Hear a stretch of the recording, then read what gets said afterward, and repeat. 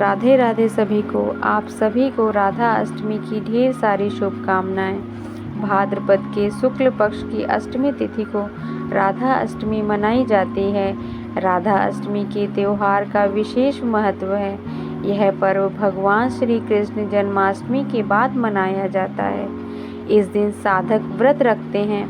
धार्मिक मान्यताओं के अनुसार ऐसा करने से किशोरी जी प्रसन्न होती हैं। वैष्णव संप्रदाय में राधा और कृष्ण की संयुक्त पूजा को विशेष स्थान प्राप्त है। ऐसा माना जाता है कि जो भक्त राधा अष्टमी के दिन राधा रानी की आराधना करता है उसे भगवान कृष्ण की विशेष कृपा प्राप्त होती है, क्योंकि राधा कृष्ण का प्रेम और भक्ति एक दूसरे से अविभाज्य माने जाते हैं। राधा रानी को श्री कृष्ण की आत्मा कहा जाता है। श्रीमद् राधा रानी के प्रेम को विशुद्ध, निस्वार्थ और समर्पण का एक सबसे बड़ा उदाहरण माना जाता है।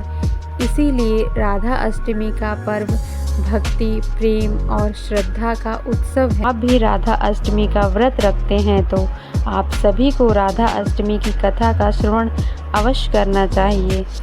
धार्मिक कथा कहानी सुनने के लिए मेरे इस चैनल को सब्सक्राइब कर लें। तो चलिए शुरू करते हैं राधा अष्टमी की व्रत कथा। राधा माता गोलोक में श्री कृष्ण के साथ रहती थी। एक दफ़ा श्री कृष्ण भगवान को गोलोक में राधा रानी कहीं नजर नहीं आई। कुछ देर बाद कन्हैया अपने सखी विराजा के साथ घूमने चले गए। यह बात जब राधा रानी को मालूम हुई तो उन्हें बहुत गुस्सा आया और वे सीधे कन्हैया के पास पहुंची। वहां पहुंचकर उन्होंने श्री कृष्ण को काफ़ी भला बुरा कहा। राधा रानी का यह रवैया भगवान श्री कृष्ण के प्यारे मित्र श्री दामा जी को बिल्कुल अच्छा नहीं लगा। श्री दामा जी ने उसी वक्त बिना कुछ सोचे समझे राधा रानी को पृथ्वी पर जन्म लेने का श्राप दे दिया। राधा को इतने गुस्से में देखकर कृष्ण भगवान की सखी विराजा भी नदी के रूप में वहां से चली गई। राधा ने श्री दामा के श्राप पाने के बाद उन्हें राक्षस कुल में पैदा होने का शाप दिया। राधा जी द्वारा दिए गए श्राप की वजह से श्री दामा जी का जन्म शंखचूड़ दानव के रूप में हुआ। आगे चलकर वही दानव भगवान विष्णु का परम भक्त बना।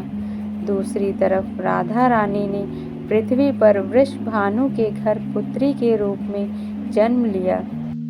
मनुष्य के अवतार में आपका एक वैश्य से विवाह होगा, वो मेरे ही अंशावतारों में से एक होगा। इस तरह आप पृथ्वी पर भी मेरी ही बनकर रहेंगी, परंतु हम दोनों को बिछड़ने का दुख सहना होगा। इसके बाद भगवान श्री कृष्ण ने राधा जी को मनुष्य योनि के रूप में जन्म लेने की तैयारी करने के लिए कहा। संसार के सामने वृषभानु जी की पत्नी गर्भवती हुई। जिस तरह से एक बच्चा दुनिया में आता है, ठीक वैसे ही कीर्ति का भी प्रसव हुआ। लेकिन असल में राधा माता का जन्म देवी कीर्ति के गर्भ से हुआ ही नहीं। भगवान की माया से उनके गर्भ में वायु भर गई थी। देवी कीर्ति ने उसी वायु को जन्म दिया।